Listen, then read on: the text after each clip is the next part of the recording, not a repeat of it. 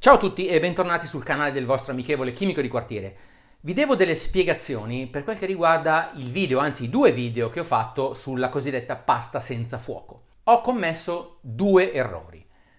Il primo errore è stato quello di voler dividere il video in due video più piccoli, uno in cui raccontavo solamente il metodo di cottura e il secondo in cui andavo a spiegare il perché, il per come, le temperature coinvolte, la scienza coinvolta. Il risultato è stato che moltissimi di quelli che hanno visto il primo video non hanno visto il secondo e quindi si sono persi una serie di informazioni in più. Per esempio avrebbero scoperto, e questo lo dico a quelli che mi hanno scritto: ah, ma che schifo, la do al cane la pasta fatta così, oppure così cucinano in Norvegia e non so. Beh, loro avrebbero scoperto per esempio che questa è una cottura che molti chef e cuochi utilizzano, gente del calibro di Davide Scadin, Ducasse, Marchesi, Sironi, anche cuochi stellati, quindi non proprio gli ultimi picciu che passano per la strada. Quindi è un metodo di cottura utilizzabile in pratica e che non mi sono inventato io, come ho ribadito più volte nel secondo video. Il secondo errore è stato quello di non fornire, neanche nel secondo video, tutte le informazioni necessarie per far comprendere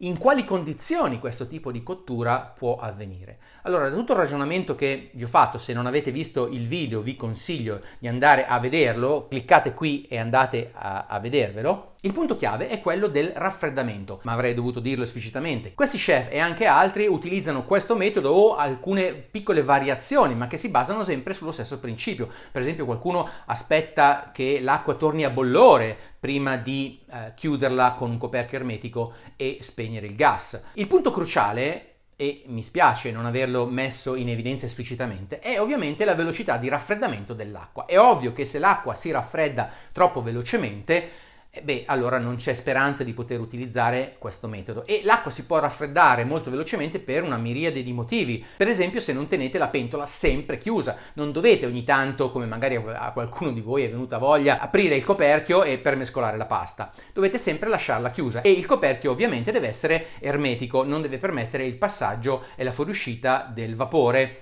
Io ho usato, se vedete il vecchio video, un coperchio di vetro di quelli abbastanza pesanti. Si può perdere calore velocemente perché magari la pentola è troppo sottile, oppure perché ho messo poca acqua e tanta pasta, oppure perché l'ambiente in cui sono è molto freddo. Ci possono essere tantissimi motivi. A caso ovviamente ho fatto tutte le mie misure e ho visto che nel mio caso, vi faccio vedere il grafico, dopo aver buttato la pasta e spento il fuoco, la temperatura dell'acqua che ho misurato con un termometro scende ma molto lentamente, per cui alla fine del periodo di cottura è ancora ben al di sopra degli 80 gradi che vi dicevo servono come temperatura minima di cottura per la pasta. Può essere che per quelli di voi che ci hanno provato e hanno ottenuto un risultato non soddisfacente, che la temperatura nel vostro caso sia scesa troppo velocemente. Ringrazio comunque tutti quelli che ci hanno provato, ho visto nei commenti che ci sono tantissime persone che pur scettiche ci hanno provato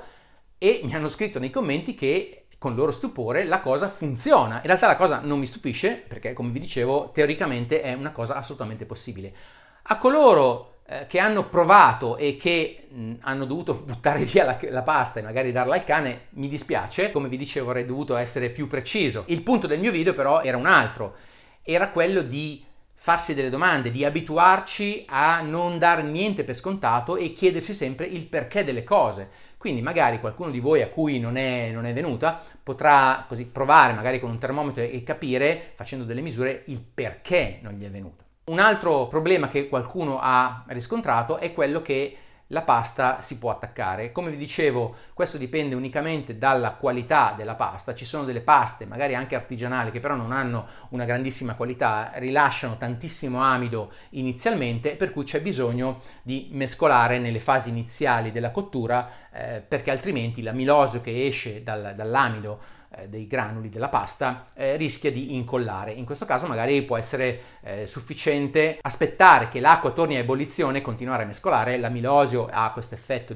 da collante solamente nei primi minuti e poi spegnere. In casi come questo magari oltre che magari cambiare la marca della pasta, può essere anche sufficiente mescolare per magari un minuto in più. Come vi dicevo, alcuni cuochi usano questa tecnica ma spengono il fornello solamente dopo che l'acqua è ritornata a ebollizione, quindi magari ci può mettere un minuto, 2 minuti. Comunque veramente ringrazio tutti quelli che ci hanno provato, perché lo scopo del mio video era quello di farvi pensare, abituiamoci a ragionare sulle cose che ci hanno sempre detto ma senza darci una spiegazione, a mettere in dubbio tutti i vari dogmi che esistono nella cucina come nella scienza e in qualsiasi altro campo, e cercare di capire sempre qual è il significato, il motivo dei gesti che in questo caso le ricette ci dicono di fare. Quindi grazie ancora a tutti e arrivederci per il prossimo video qui sul canale del vostro amichevole chimico di quartiere.